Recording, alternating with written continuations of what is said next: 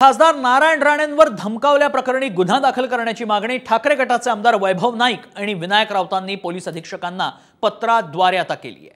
राजकोट किल्ल्यावर नारायण राणेंनी पोलिसांसमोरच मला आणि माझ्या सहकाऱ्यांना मारून टाकण्याची धमकी दिली। माझे काका दिवंगत श्रीधर नाईक यांची राजकीय वैमनस्यातून हत्या झाली।